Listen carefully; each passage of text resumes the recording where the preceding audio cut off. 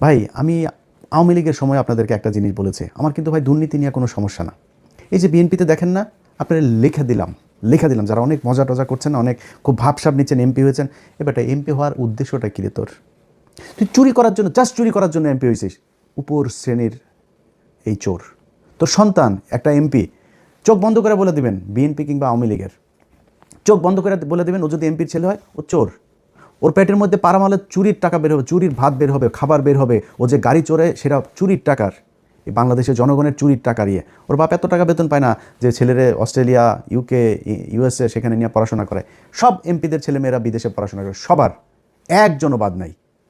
কিছু হইলেই তারা বিদেশে টাকা পয়সা কেমনে পাঠাবে, পোলাপান্ডে কেমনে বিদেশ পাঠাবে, আর পাতলা পায়খানা হাঁচি কাশি যাই হোক তারা সিঙ্গাপুর থাইল্যান্ডে গিয়ে ট্রিটমেন্ট নেবে। এটা কমন জিনিস। টাকাটা কোত্থেকে আসে? তোরা চোর, বাংলাদেশে এই চুরি করে তারপরে রাজনীতি করে। কিন্তু এটা নিয়ে কিছু বলতাম না, কারণ চুরি করে আপনি যদি নাকি এখন থামাইতে যান, এটা থামাইতে পারবেন না। বা এটা একদম ইস্টাবলিশ হয়ে গিয়েছে যে এরা চুরি করবেই, এটা এইভাবেই চলবে। কালকে একজনকে আমি বলছিলাম যে যে কোনো এক পুলিশ অফিসারের আপনার সাথে কথা হচ্ছিল, আমি তার বললাম যে ভাই তোমার সাথে কথা বলার সময় ভাবি আবার পাশে থেকে বলছে যে ভাই কী অবস্থা, সেই মাঝে মধ্যে কথা টথা হয়। তা আমি ভাবি সালাম, এই ভাই তো ভোটটা দিবে না, দাঁড়িপাল্লায় আপনি কিন্তু দিবেন। তো উনি এই ইয়ের বলল, ওনার হাজব্যান্ড আমার আবার বললো যে কয় ভাই আমরা দাঁড়িপাল্লায় ভোট দিতে পারবো না, এটা আমাদের এই উপরের একটা হয়েছে, সিদ্ধান্ত হয়েছে যে আমরা এই দাঁড়িপাল্লায় ভোট দেবো না, ধানের সাথে। আমি বললাম ভাই কেন এইটা এত হলেন? কয় না ভাই আমরা এটা যদি তার দাঁড়িপাল্লা যদি আসে তাইলে আমাদের সমস্যা হবে। মানে বুঝছেন তো, ওই ঘুষ খাবে, ওইটা ও একদম এই মাইন্ডের ভিতরে, মাথার ভিতরে ঢুকিয়ে রেখেছে যে ও ঘুষ খাইয়েই মরবে, ওর ঘুষ দিয়েই চলতে হবে, ও সৎ হবে, এই চিন্তা ভাবনা ওর মাথার ভিতরে নাই। এ নাকি তার আরও ঊর্ধ্বতন কিছু অফিসার সহ নাকি তারা এই করেছে, না জামাত ইসলামরা আসতে দেওয়া যাবে না। এই হয়েছে গিয়া মানে বাংলাদেশের অবস্থা। এই জায়গা থেকে আপনি রাতারাতি চলে আসবেন, এটা সম্ভব না। এরা করে, আরে বাবারে বিএনপি এসেছে, বিএনপি। তোর সমস্যা কি? তোর লাভটা কি? ধান্দাবাজি করবি এখানে বসে, বিরিয়ানির দোকান থেকে টাকা খাইতি, এখন ওইখানে যায় বাংলাদেশে যায় 5 স্টার হোটেল, ওই যারা টেম্পু থেকে টাকা টুকা উঠাবে ওদের কাছ থেকে তোরা চান্দা নিয়ে খাবি। এটাই তো, একটা টেলিভিশনে যায় না বসবি, এরপরে ওইখান থেকে বসে বসে তারপরে ধান্দাবাজি করবি বিভিন্ন জায়গায়। তোর এই যে এমপির কাছে যে এলাকার পোলাপান যে যায় টাকা পয়সাগুলি দেয়, এটা কিসের টাকা? যে ভিক্ষা করে ওর টাকাও তোদের পেটে যায়। এই যে এমপিদের পোলাপান যারা আছিস, তোদের পেটের মধ্যে ভিক্ষা করে ফুটপাতে বসা ল্যাংরা খোড়া যেসব মানুষ যাদেরকে আল্লাহ কোনো না কোনো কারণে প্রতিবন্ধী বানিয়েছেন, এরা হালাল ইনকাম করে। ভিক্ষা হালাল, কিন্তু খুব নিম্নমানের হালাল, কিন্তু হালাল, এটা হারাম না। সেই মানুষের টাকা তোদের পেটে আসে, কারণ ওই যে ভিক্ষা করে না, ওরা কিন্তু চাঁদা দেয়, চাঁদা না দিয়ে কেউ বসতে পারে না। এই চাঁদার এই টাকাও তোদের পেটে। সো এমপিদের, তোরা এই এমপি হয়েছিস, এই আবার ভোট চুরি করে এত খুশি হয়ে তারপরে এত ভাল লাগে কথা বলতে। আরে বাবারে বাবা, মনে হয় বিরাট একটা ব্যাপার, বা কি ভাই কী হইলো, আরে বাবা বিশাল ব্যাপার। কি করবি? চুরি করবি? কোনো ভালো উদ্দেশ্য আছে? একজন এমপি বল আমার, বিএনপির একজন এমপি আছে যার কিনা উদ্দেশ্য আছে আসলে দেশের এই করা, দেশের সেটা মারা? এরা এই যে কথা বলে দেশের মানুষের জন্য কিছু, আল্লাহর পর সালারা, তুই মানুষের জন্য যদি কিছু করতে চাইতি তো সম্পত্তি কমে? কোনো এমপির সম্পত্তি কমে জীবনে কোনো দিন? ওই এমপি হইলে ওর যদি 5 কোটির মালিক হয়, পরের বছর এই হলফনামার মধ্যে যাই করে। এই হইল গিয়ে অবস্থায়। এই হলফনামাটা নিয়েও এই ইউনূসের সরকার এই শয়তানি করেছে। আওয়ামী লীগের সময় হলফনামাগুলো অনলাইনে দেখা যেত, কয়েকদিন আগে এই নির্বাচন কমিশন আসার পরে হলফনামাগুলো সব বন্ধ করে দিয়েছে। বন্ধ করেছে কেন জানেন? 2018 সালে এইবারের অনেক বিএনপির প্রার্থীদের হলফনামা ওইখানে ছিল।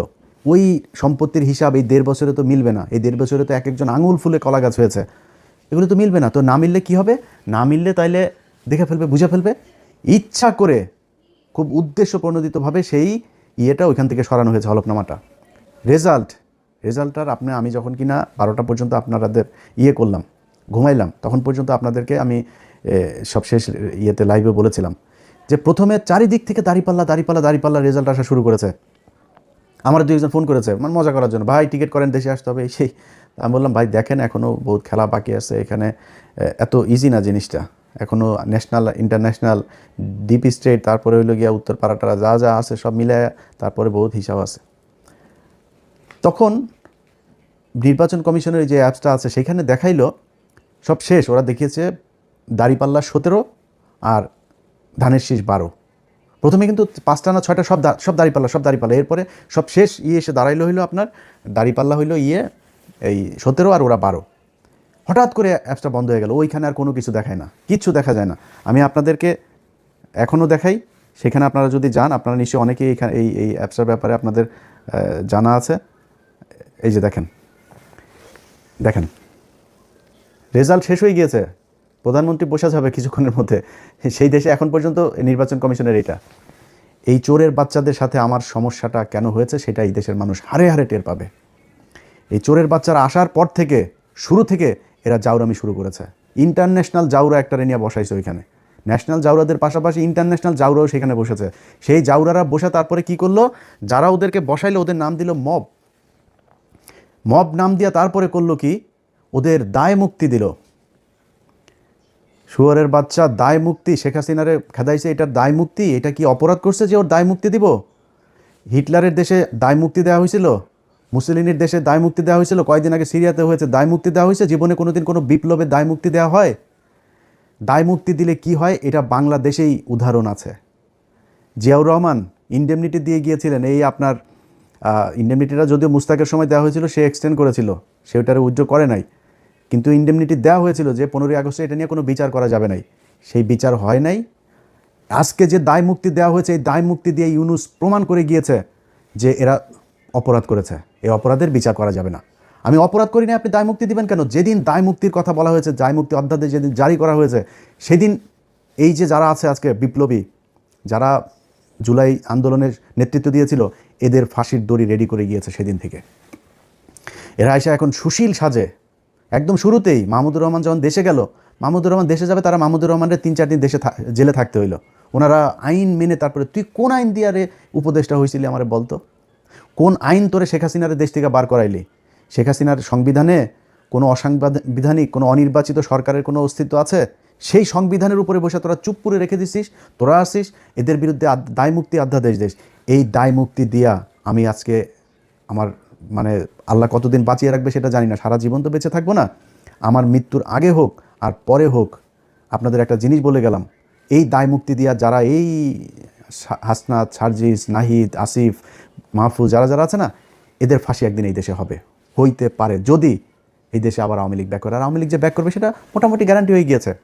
আওয়ামী লীগ আপনি রাজনীতি এই দেশে করতে দিবেন, রাজনীতি করতে দেওয়ার পরে মনে করেন 10-15 বছর পরে আওয়ামী লীগ আসলো, আপনাদের এই বিচার করবে না?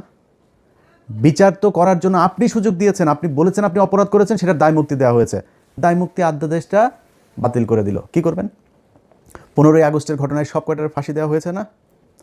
এই একই দায় মুক্তির অধ্যাদেশ করা হয়েছিল তো, তাই না? এই ইন্ডেমনিটি দিয়েই তাদের বাঁচিয়ে রাখা হয়েছিল, দেশ থেকে বের করে দেওয়া হয়েছিল। তারপরে জিয়াউর রহমান যদি সেদিন এই বিপ্লবীদেরকে দেশে রেখে তারপরে যদি সরকার পরিচালনা করতো, সেই বিপ্লবী সরকার দিয়ে যদি পরিচালনা করতো, তাহলে জিয়াউর রহমানেরও মরতে হইতো না।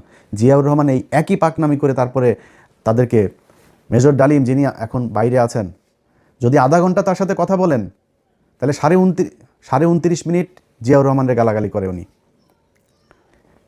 বিশাল ক্ষোভ তার, প্রচণ্ড ক্ষোভ, অনেক ঘৃণা আমার দেশের প্রতি। কারণ এই দেশ তারা বাঁচিয়ে গিয়েছেন, এই বীর যোদ্ধাদেরকে আমাদের দেশের মানুষ সম্মান করতে পারে নাই, এই জন্য আজকে দেশের এই অবস্থা।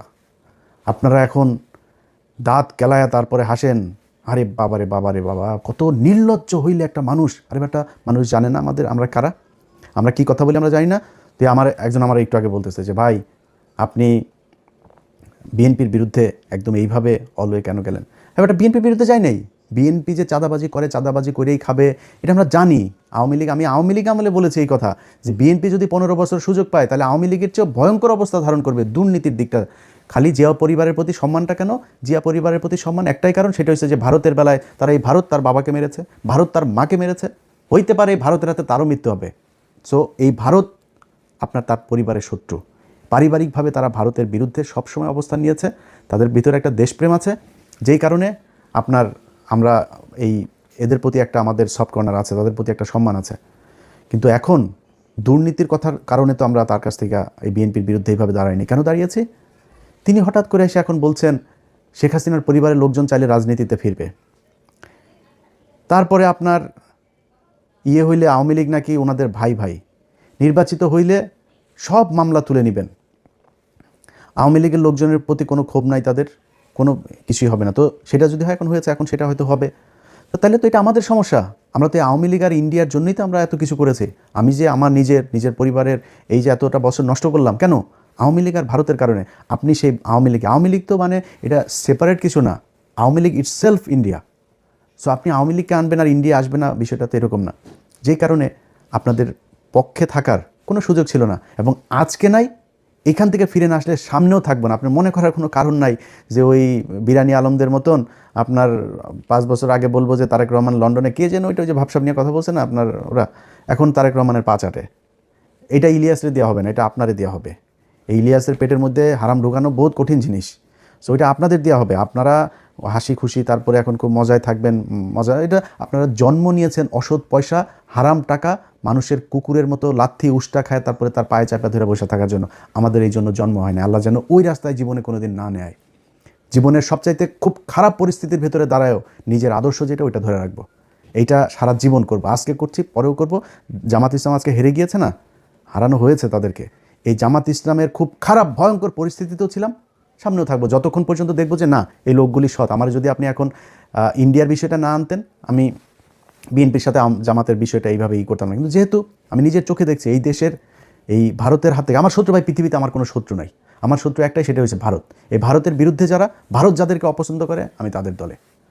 সো তারা স্পষ্ট অবস্থান নিয়েছে। তারা সরাসরি বলেছে যে খালেদা পুত্র ভারতের সাথে সমঝোতা করে দেশে ঢুকেছে। তাদের পত্রিকা নিউজ করেছে। এই কয়দিন আগে তাদের এক মিলিটারি অফিসার, খুব ঊর্ধ্বতন অফিসার, রিটায়ার্ড, সে বলেছে যে যেদিন বলেছে যে দিল্লি না ঢাকা, ঢাকা ঢাকা, দিল্লি না পিন্ডি, ঢাকা ঢাকা ঢাকাই, ঢাকা না পিন্ডি, ঢাকা ঢাকা, এটা যেদিন বলেছে সেই দিনই বিএনপি শেষ হয়ে গিয়েছে, সেদিনই বিএনপি ভারতের পক্ষে চলে এসেছে। মিলিটারি অফিসার বলেছে এই কথা। তো এর মানে হলো কি, যে আপনার ভারতের সাথেও তাহলে নিশ্চয়ই কিছু একটা হয়েছে, আমরা তো সেটা এখনও জানি না সেই ঘটনা কি হইলো, আসলেই কি। তো এই জিনিসগুলি আমরা দেখলাম সেই শুরু থেকে এখন পর্যন্ত। তো দেখে একটা নির্বাচন হইল, এবং সেই নির্বাচনের মধ্যে যদি নাকি মিনিমাম আপনাদের লজ্জাবোধ থাকতো বা সততাবোধ থাকতো, তাহলে নির্বাচন শুরু হওয়ার আগের থেকে 2 মাস ধরে যখন এই যে মানুষগুলোকে আপনার করা হচ্ছে, হুমকি দেওয়া হচ্ছে, ঘর থেকে বের হইতে পারবি না, ঘর থেকে বের হইলেই কিন্তু পা ভেঙে দেওয়া হবে, ভোট কেন্দ্রে ধানের শীষের লোক ছাড়া কাউকে যেতে দেওয়া হবে না, এই এই এই হুমকিগুলো দিয়েছে না। এই হুমকি দেওয়ার পরে বিএনপি থেকে কোনো ব্যবস্থা নেওয়া হয়েছে? তারেক রহমান দেশে যাওয়ার পরেও কোনো ব্যবস্থা নেওয়া হয়েছে? কিছুই করা হয় নাই। তাহলে ঘটনাটা কি দাঁড়াইলো? ঘটনা দাঁড়াইল আপনারা এরকম একটা নির্বাচন করেই ক্ষমতায় আসতে চেয়েছেন। সো এত ভাব মারার কিছু নাই তো। চুরি করে এসেছেন ক্ষমতায়, চুরি করে ক্ষমতায় দেখেন থাকেন। আল্লাহ যা করে ভালোর জন্য করে। যদি নাকি মনে করেন যে এই সামনের দেশ চালানোটা এত সহজ হবে, এত সুন্দর এক দেশ আপনাদের জন্য রেখে গেল এই বালের সরকার একটা, এটা মনে করার কোনো কারণ নেই। প্রতিটা পদে পদে টের পাবেন। আপনার যেই ভালোবাসার সাংবাদিকরা আপনাদের এখন আছে, সেই সাংবাদিকরাই বুঝাই দিবে, এরাই বুঝাই দিবে আপনাদেরকে কি জিনিস। তারা সেই হাসিনার পাঁচাটা কুকুরগুলো এখন ওইখানে বসে আছে। তারা এখন আপনাদের খুব বিপদে পড়ে তারপরে পাটা চাটছে। কদিন পরে পা দুইটা ধাপ করে সরাই দেওয়ার পরে বিচিতে ধরে টান দিবে, বলে গেলাম এটা।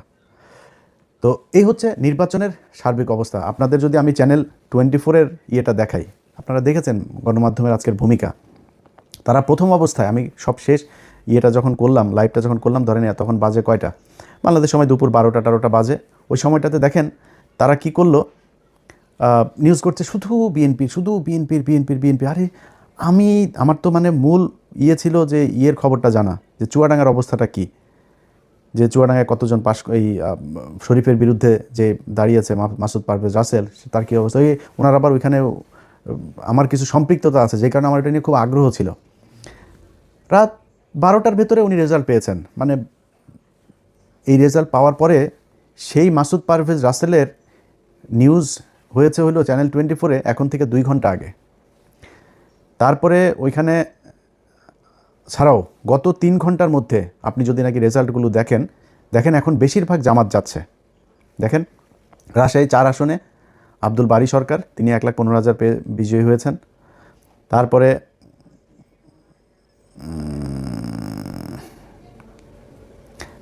ধরেন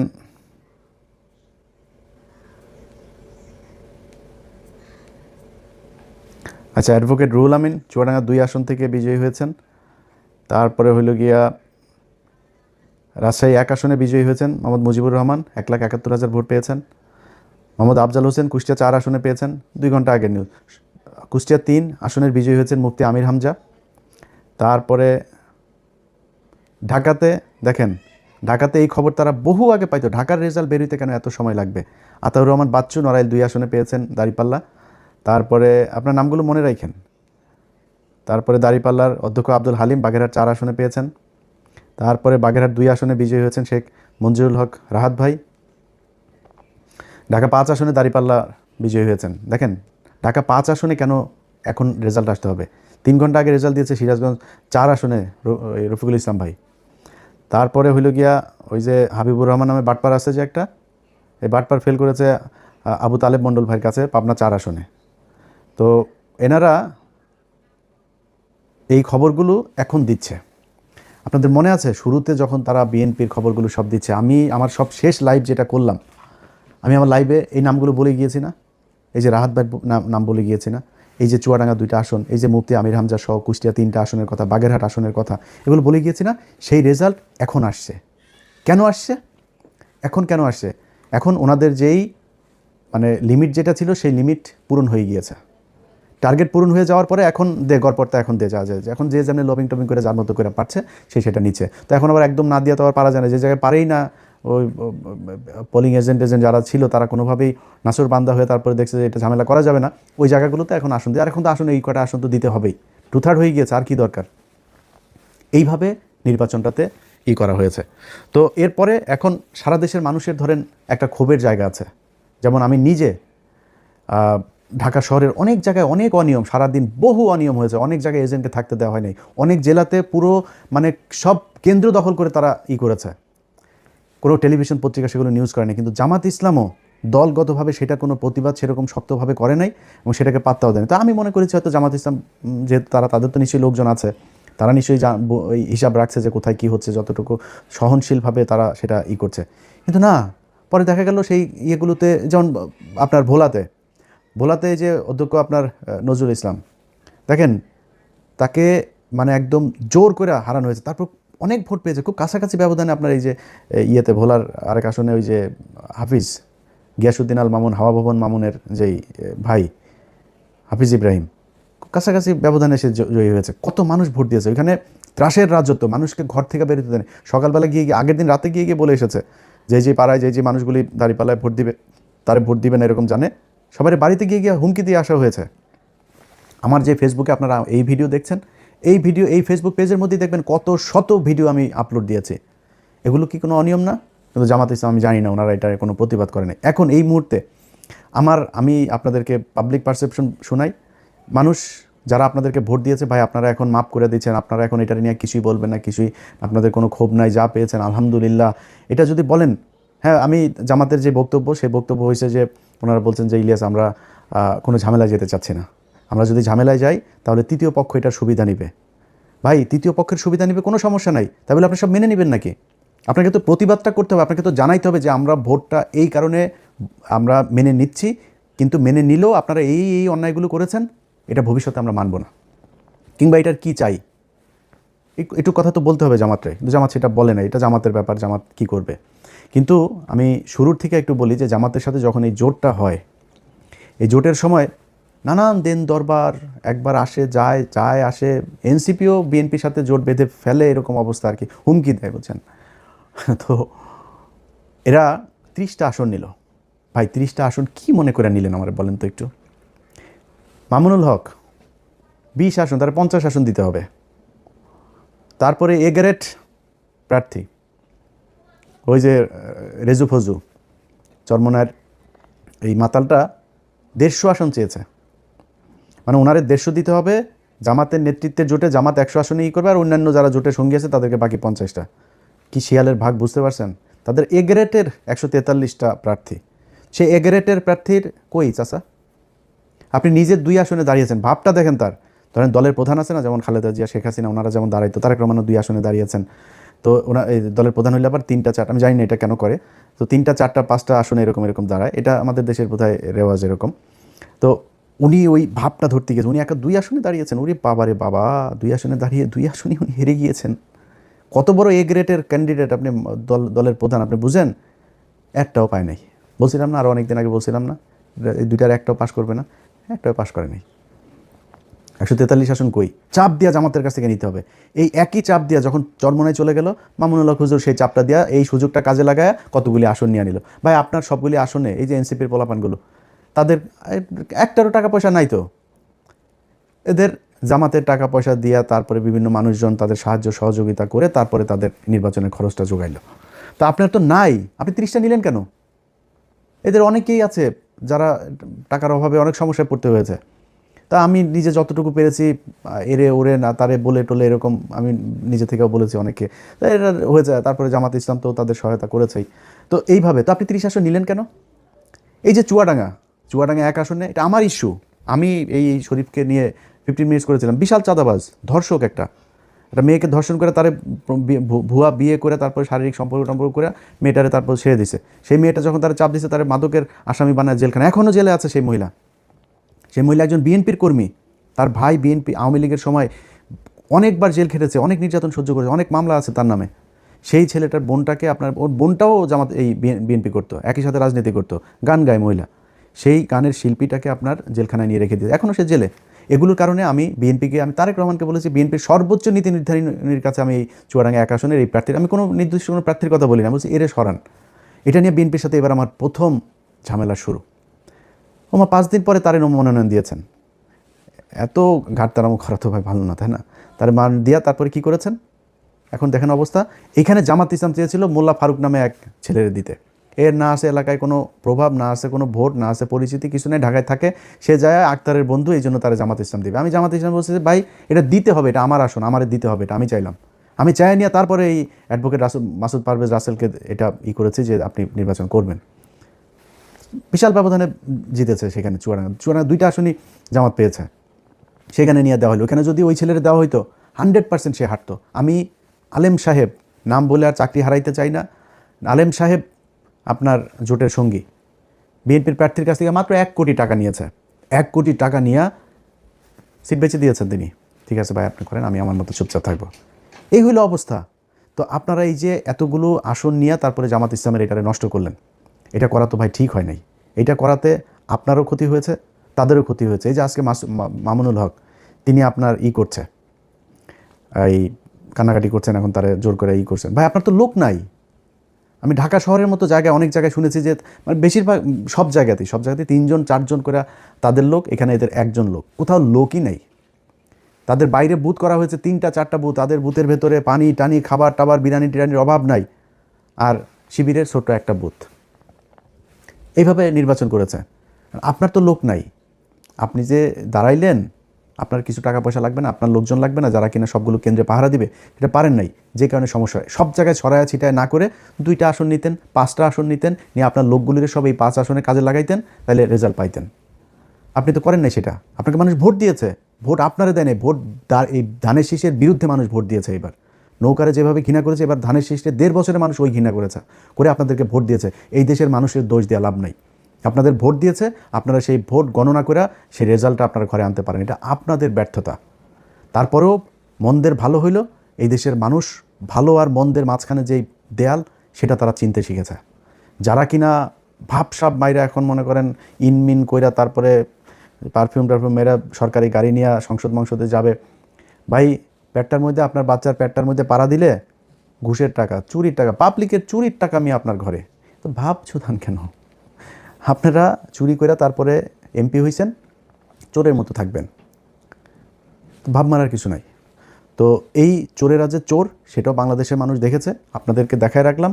একটু নিজের ছোট মনে হয় না?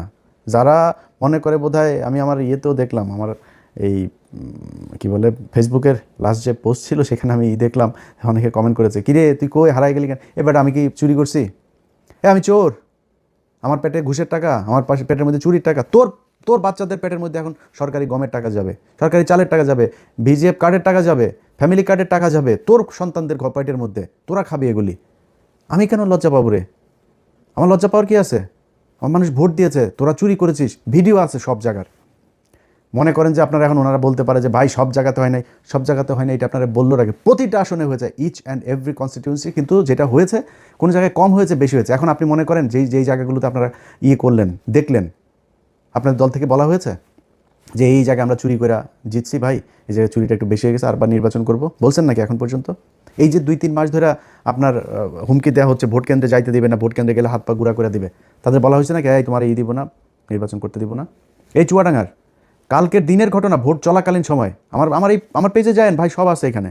চুয়াডাঙ্গার প্রার্থীর ভাই শরীফুজ্জামান শরীফের ভাই টরিক, সে এক ভোটারে বলছে, কয়ে তোরা ভোট দিতে যাবি না, ভোট দিতে যাইতে দেবে না, কয়ে তোরা দাঁড়িপাল্লায় ভোট দিবি জানি, তোরা ভোট দিতে যাবি না। আর শোন, ভোট দিতে যেও লাভ নেই, কারণ হচ্ছে গিয়ে ওই যে দাঁড়িপাল্লায় ভোট দিলেও ওইটা ধানের শীষে কিন্তু পাস করবে।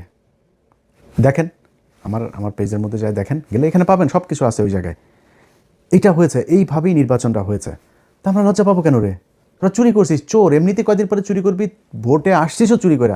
হাসিনা ঠিক যেমনি চুরি করতো তোরা ওইভাবেই চুরি করছিস। তো তোদের সাথে আর হাসিনার সাথে পার্থক্য কী? তোরা না কয়দিন আগে বলতে যে ভোটের অধিকার ফিরাই দিব, তো এইটার নাম ভোটের অধিকার ফিরাই দেওয়া? যে হাসিনা যেমনি চুরি করতো সেমনি যদি করিস, দেশটারে চালা। আমরা চাই, আল্লাহর কাছে দোয়া করি, একমাত্র যারা কিছু বলি নাই এখনও পর্যন্ত, সেটা হলো তারেক রহমান।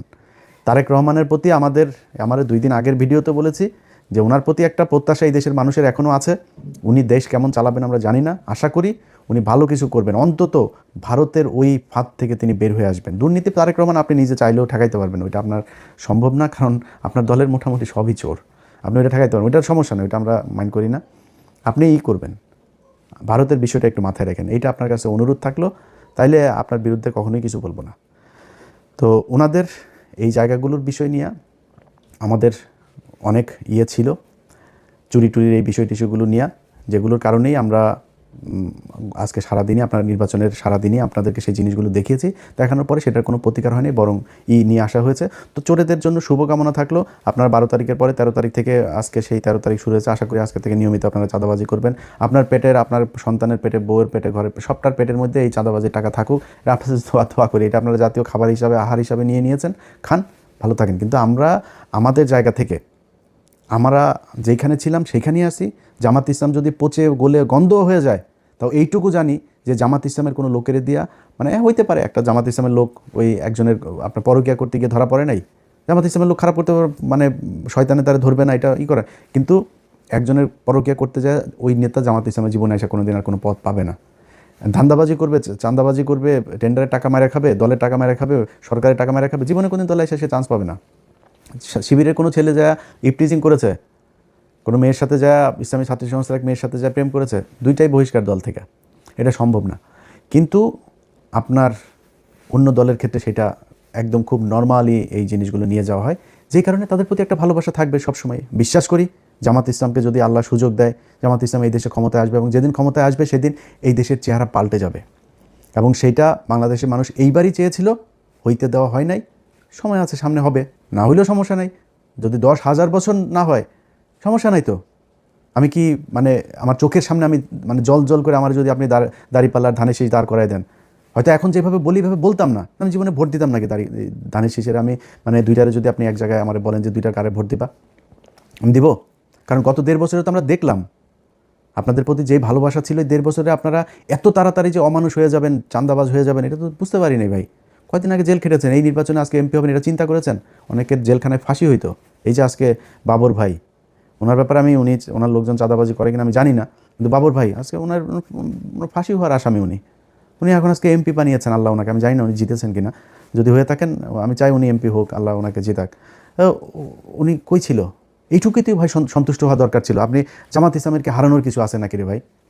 জামাত ইসলাম কি যায় দলে যায় চাঁদা খাবে? জামাত ইসলাম ওইখান থেকে যায় ইনকাম করবে? জামাত ইসলাম যেইটা করতো, জামাত ইসলাম এখন ওইটাই করবে। জামাত ইসলাম হারানোর কিছু আছে? ওরা এই গত 15 বছরে যে নির্যাতন সহ্য করেছে, ওদের আবার কি? ওদের নিষিদ্ধ করে রাখা হয়েছিল, একদম নিষিদ্ধ জঙ্গি গোষ্ঠীর মতো আচরণ করা হতো ওদের সাথে। সেই দলটা আজকে যেখানে এসেছে, এটা ওদের জন্য বিশাল ব্যাপার। এনাফ ওদের জন্য, ওরা কিছু হারায় নাই, এই দেশের মানুষ হারিয়েছে। আমার আজকে যদি জিজ্ঞেস করেন যে ভাই আপনার কেমন, আপনার কী সমস্যা, আপনার কী হইলো, আপনি কতটুকু ভাই আপনার তো হয়ে গেল, আমার কিছু লস হয়নি ভাই। আল্লাহর রহমতে আর্থিকভাবে আল্লাহ যথেষ্ট সচ্ছল রেখেছেন, আল্লাহর রহমতে ভালো আছি, আল্লাহ সুস্থ রেখেছেন, হাত পা দিয়ে কাজ করে খাইতে পারি, এটা এনাফ।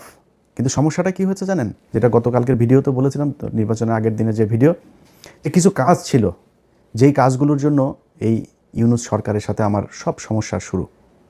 সেটা হচ্ছে এই যে বিডিআরের লোকগুলোরে, তাদেরকে কথা দিয়েছিলাম যে ভাই যদি জামাত ইসলাম আসে আপনাদের জন্য সর্বোচ্চ করব। এই যে আলেমগুলো আছে, এই আলেমগুলোরে বলছিলাম, তারেক রহমান আপনার কাছে একটা অনুরোধ করি, যদি কেউ পারেন, আমি তারেক রহমানের সমালোচনা করলে যারা পাঠান তাদেরকে বলবো যে একটু তারেক রহমান রে ওগুলি না দেখে এটা ওনারা বললেন যে একটু 2 মিনিটের জন্য একটু খোঁজটা নিতে। আমি জাস্ট আপনাদের ক্লু দিয়ে দিই। দেখেন,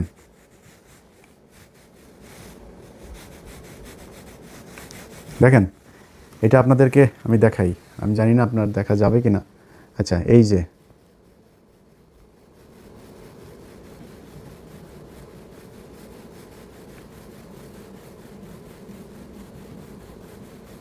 দেখেন কত লম্বা জিনিস। এই জিনিসটা যেটা দেখলেন না, আরও আরও আরও আছে, আরও অনেক আছে, আরও অনেক অনেক অনেক, প্রায় 1,500 মানুষের তালিকা এখানে। এই মানুষগুলো এখনও জেলখানায় আছে। মামুনুল হক হুজুর, আপনি যে আজকে এমপি হওয়ার জন্য যে তোড়জোড়টা করছেন না, আপনি এই জেলখানায় যারা আপনার পা ধুইয়া দিত, নিজের বাসা থেকে খাবার নিলে নিয়ে আপনারে দিয়ে আসতো, আপনার ভোর রাতে উজু করার জন্য যা পানি নিয়ে আসে দিত, সেই মানুষগুলো এখনও জেলখানায় আছে হুজুর। খোঁজ নেন নাই আপনারা। 1.5 বছর আপনি এই আফগানিস্তান ঘুরতে যান, জেলখানার মানুষগুলোরে ছাড়াইতে পারেন নাই। এটার নাম জেহাদও না, এটার নাম ইসলামও না, আপনারা করেন নাই। তো যে দুইটা জিনিস বললাম, আমার বাংলাদেশের যত প্রভাবশালী, এটা সেনাপ্রধান হোক আর ইউনুস হোক, আসিফ নজরুল হোক, সবার সাথে আমার গ্যাঞ্জাম বেঁধেছে দুইটা জিনিস নিয়ে। সেটা হলো বিডিআরের এই লোকগুলোকে, এটা কেন জানি মায়া লাগে এদের জন্য। আমি কী বলবো বলেন, আরে আলেম এই দুইজন আর আরেকটা জায়গা আছে, সেটা হলো যে ওই যে ফেনীতে 16 জন মানুষ কন্ডেম সেলে পড়ে আছে, তাদেরকে এই বনজ কুমার একদম আপনারা তদন্ত করেন। আবার আপনার মতো আমি আমার মতো তদন্ত করেছি, 15 মিনিটস করেছি, সেখানে দেখিয়েছে সেগুলো কি হয়েছে। যদি পারেন ওই মানুষগুলোরে একটু ছেড়ে দিন। আর আরও কিছু জিনিস আছে, এই যে প্রথম আলোর ঘটনায় কিছু মানুষকে এখানে জেলখানায় নেওয়া হয়েছে, এই মানুষগুলোর ছেড়ে দিন। এই মানুষগুলোর কেউ এটার সাথে জড়িত না, আমার নামে মামলা দিয়ে রাখেন। এই মানুষগুলোর এখানে তারা ফেসবুকে একটা পোস্ট করেছে, একটা পোস্ট শেয়ার করেছে, সেই কারণে তাদেরকে নিয়ে তারপরে এখন একটা করে তারপরে বিচার করার চেষ্টা করা হচ্ছে। এই খুশিটা প্রথম আলোরে করতে যায় না তারেক রহমান। আপনার আজকে যত সাংবাদিকরা আপনার পায়ের নিচে আপনার জিভ দিয়ে আপনার পা চাটছে, এরা সবাই আপনার বিরুদ্ধে ছিল, সবাই। এখানে এই বাংলাদেশে এমন একজন সাংবাদিক নাই যে সাংবাদিক, আমি সাংবাদিক খুব ছোট একটা সাংবাদিকের আপনার জন্য এই গত 6 বছরে যতটুকু আমি নিজের ক্ষতি করেছি এটুকু কেউ করে নাই। এই 6 বছর আজকে আপনারা যেমন কথা বলছি না, এই 6 বছরে এমনি কথা বলি নাই কোনো দিন। কারণ আপনারে এই 6 বছরে আপনারা যে নির্যাতন সহ্য করেছেন, এই নির্যাতনের এই সময়টাতে আপনি আমার কিছুই করতে পারতেন না। আপনার বিরুদ্ধে কথা বললে কোনো দিন বলি নাই, কোনো দিনও বলি, একটা সিঙ্গেল ওয়ার্ড আপনি আমার দেখাইতে পারবেন না।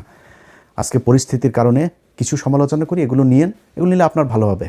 কারণ হলো যে এই যারা আজকে পাঁচাটে, এই পাঁচাটা বাহিনী 2 দিন পরে রাতারাতি বের হয়ে যাবে। আর আরেকটা অনুরোধ আপনার কাছে করে যাই, জীবনে কোনো দিন আওয়ামী লীগকে নিয়ে আসার চেষ্টা করেন না। আওয়ামী লীগকে যদি নিয়ে আসার চেষ্টা করেন, আপনার দল থাকবে না। কেন থাকবে না জানেন? জামাত ইসলাম কিন্তু পেছনে যাবে না। জামাত ইসলাম যেখানে এসে এখান থেকে সামনে যাবে। আমি এবার একটা খুব কুবুদ্ধি দিয়েছিলাম জামাতের আমিরকে। আমি তাদের বলেছিলাম যে হুজুর, আপনি একটা কাজ করেন, আওয়ামী লীগকে নির্বাচনে আসতে দেন। আওয়ামী লীগের নির্বাচনে আসলে আওয়ামী লীগ জামাতের ভোট কাটতো না, আওয়ামী লীগ আপনাদের ভোট কাটতো। যে হিন্দুদের ভোট পেয়েছেন, হিন্দুদের ভোট তো রিজার্ভ ভোট, এটা আওয়ামী লীগের জন্য, এটা আপনারা পাইতেন না। আওয়ামী লীগ নিজস্ব ভোট অনেক পেয়েছেন আপনারা, সেটা আপনারা পেতেন না। আমি এই বুদ্ধিটা কিন্তু দিয়েছিলাম, কারণ আমি জানি যে আপনারা তো করবেনই। আমি তারা বলেছিলাম যে বিচার যাদের নামে আছে, মামলা টামলা আছে, তাদের বিচার করেন, বাট আওয়ামী লীগকে আসতে দেন। সামনে আওয়ামী লীগকে আনতে দিবেন না। এই দেশে আপনাদের দুই চেতনার, আপনারাও তো নাকি 71-এর চেতনার দল, এখন আগে জানতাম না, এটা নতুন করে জানতে পারছি। তো আপনাদেরকে যারা চেতনার দল আর আওয়ামী লীগ চেতনার দল, এই দুইটার মধ্যে একটা থাকবে, দুইটা থাকতে পারবে না। জামাত অন্য লাইনের, ওই লাইনের লোক যারা, তারা জামাতের পেছনেই থাকবে। যাই হোক, ভিডিওর শেষে বাংলাদেশের মানুষের জন্য একটা বাংলাদেশের মানুষের কাছে আসলে ক্ষমা চেয়ে নিচ্ছি যে আপনাদেরকে বিশাল স্বপ্ন দেখিয়েছিলাম, সেই স্বপ্ন বাস্তবায়ন করতে পারি নাই। কেন পারি নাই সেটাও আপনারা জানেন। আপনারা ভোট দিয়েছেন কি দেন নাই, এটা আপনি নিজেকে জিজ্ঞেস করেন। আমরা একটা নীরব বিপ্লব দেখেছি এই দেশে। মানুষ জোর করে এসে 6টা থেকে এসে আপনার ভোট কেন্দ্রে এসে দাঁড়িয়ে থেকেছে। মানুষ ঝগড়া করেছে ভোট কেন্দ্রের ভেতরে 8-10 জন বিএনপির ক্যাডারদের সাথে তারা তর্ক করে নিজের ভোট নিজে দিয়ে এসেছে, এগুলো আমরা দেখেছি। সো আপনারা আপনাদের দায়িত্ব পালন করেছেন। আমার আসলে দায়িত্ব তো, আমি তো আর কোনো রাজনৈতিক দল না, আমি মাঠেও নাই। আমার না, বলবো জামাত ইসলাম দায়িত্বটা খুব ভালোভাবে, বোধহয় এই দায়টাও জামাত ইসলাম আমার মনে হয় তারা নেবে, এবং আপনাদের কাছে জামাত ইসলামও নিশ্চয়ই এই ক্ষমাটা চাবে। আর জামাত ইসলামের জন্য শুভকামনা থাকলো। তাদের সততা যতদিন আছে, এই সততা নিয়ে তারা বাংলাদেশের মানুষের পাশে থাকবে, এটাই অনুরোধ থাকবে। আবারও সবাইকে শুভেচ্ছা জানিয়ে, ভালোবাসা জানিয়ে নতুন একটা বাংলাদেশ, যে বাংলাদেশটা অন্তত হাসিনার মতো হবে না, এমন একটা বাংলাদেশ দেখতে চাই। এই বিএনপি তো আজকে হয়তো নির্বাচনের কারণে বিরোধিতা করেছি, তো এই বিএনপি তো আজ থেকে 1.5 বছর আগেও তো তারা আমার খুব আত্মার লোক ছিল, তাই না? এদের মধ্যে অনেক মানুষ এখনও আমাকে ভালোবাসেন। তো তারা দেশ চালাবে, আশা করি হাসিনার মতো সেই জঙ্গি খেলা, সেই ভারতের সাথে স্বামী স্ত্রীর সম্পর্ক, এগুলো যদি না করে, তাদের সাথে সম্পর্ক খারাপ থাকবে না মনে হয়। নির্বাচন যদি আবারও আসে 5 বছর পরে, নির্বাচনী প্রতিদ্বন্দ্বিতা করতে গেলে আবারও জামাত ইসলাম যদি নির্বাচন করে, আবারও জামাত ইসলামের পক্ষেই থাকবে। আগে বলে রাখি, এটা আর মনে করেন আমি আবার বিরিয়ানির দোকানের ওই মাল না, কিন্তু আমি ওই মাল টাকা দিয়ে 2 দিন পর পা চাটাইতে পারবেন, আমি ওই জিনিস না। আবার নির্বাচন সামনে আসলে আবার ওই জামাত ইসলামের পক্ষেই থাকবে। যদি এই 5 বছর দেখি আপনারা ভারতের ব্যাপারে সুন্দর পদক্ষেপ নিয়েছেন, করেছেন, তাহলে যে কোনো দিন আবার আপনাদের প্রশংসা করে কথা বলবো, আমার কোনো সমস্যা নেই। আমি কারোর কাছে দায়বদ্ধ না ভাই।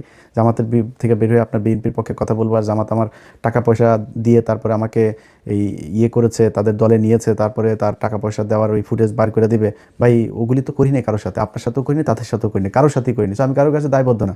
আমার একটাই পরিচয়, একটাই, আমি এন্টি ইন্ডিয়ান। ওই জায়গাতে আপনি যখন বলবেন আওয়ামী লীগরে আনবেন, ইন্ডিয়ার সাথে ভালো সম্পর্ক হবে, তারপরে আপনার ইন্ডিয়ান পত্রিকাতে আপনার কী বলে করবে, প্রশংসা করবে, তখন আমি বুঝবো সামথিং রং, তখনই আপনার বিরুদ্ধে আমি কথা বলবো। আদারওয়াইজ সব কিছু ঠিক আছে, চালাই যান। চুরি করে ক্ষমতায় এসেছেন, দেখেন দেশটা মোটামুটি চালান। অবস্থাও ভালো না, অর্থনৈতিক অবস্থাটা খুব একটা বোধহয় ভালো না। ঠিকঠাক মতো চালায়েন, এটাই চাই। 5 বছর পূর্ণ হন, ইনশাল্লাহ কথা হবে আবারও।